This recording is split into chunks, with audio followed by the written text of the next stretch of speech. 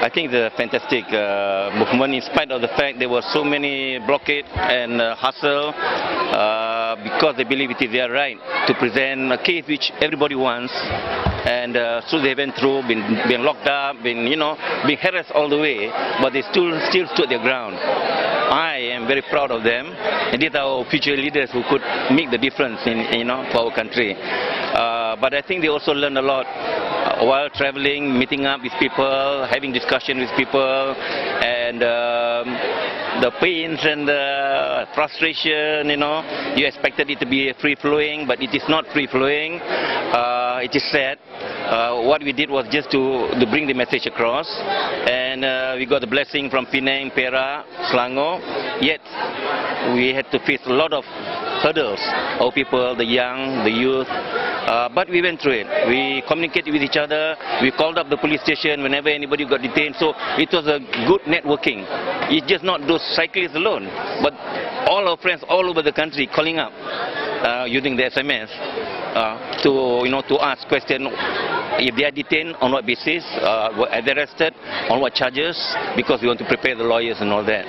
So some of them had to stay overnight, but I think coming here is a feeling of joy, success.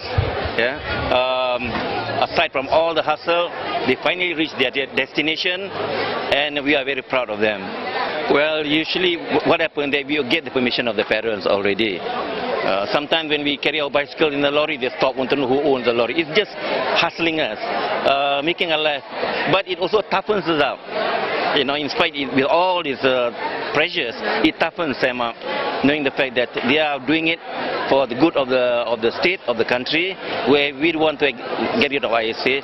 We want minimum wages. The cost of food should come down.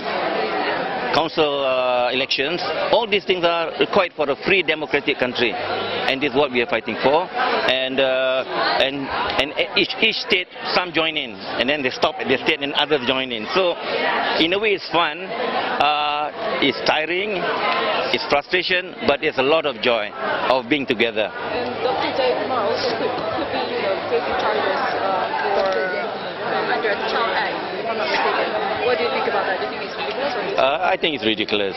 We have communicated with the parents, and we're not doing anything. We are not what you call. We are doing for a good cause, and we take care of each other.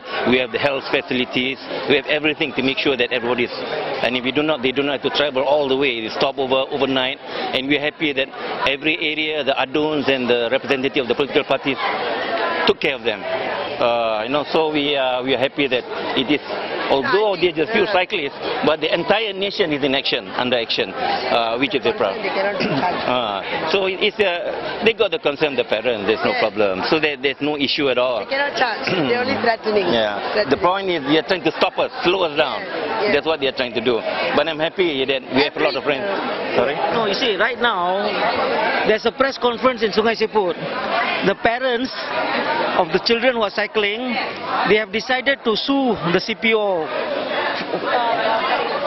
Yes, Dr. Khalid, because you can see yesterday, the CPO said we rescue the children from the organizers, and when the parents went to the Rawang police station, they were asking, who asked you to rescue our children? Our children were safe and sound. And all these people who were rescued have joined us today.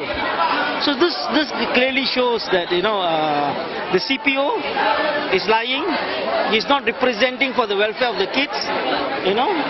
And today the police in Shah Alam were a bit more decent. They allowed us to cycle a bit, but they said they were under instruction from the federal police. So it's all under instruction, nothing to do for the safety of the children or anything like that. It's a matter of show of power. Some of the police don't realize that it's not just the power.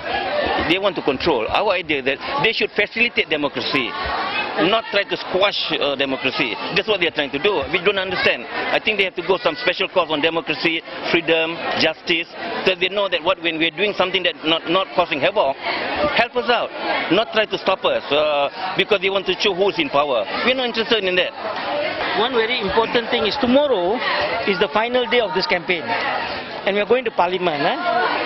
The authorities in Parliament have been notified and lunch is going to be served for 120 cyclists inside Parliament. So the Parliament security is fully aware about this. And in fact, Dr. Jerit is having a PC at Parliament just now to mention that. The Parliament security inside is no problem. The cyclists will cycle in, posted. Our only worry and concern is the police outside. Okay, inside Parliament security no problem. 120 people, lunch will be served, memorandum will be submitted inside Parliament. Okay, at another building. So I think this is a very good sign that the Parliament has agreed to allow the cyclists to go in. The question now is, will the police sabotage this last effort to go inside? I think the campaign has already been a huge success, partly because of the police, for all the time harassing us and giving us publicity, you know. But end of the day, tomorrow is the last day. We hope the CPO of KL, who is not in the country anyway, his deputy, will use this wisdom and allow the cyclists to cycle to Parliament. Just to submit 6 memorandums, 6 tuntutan, that's all. Then we can all go back. No threat to national security. We will go back.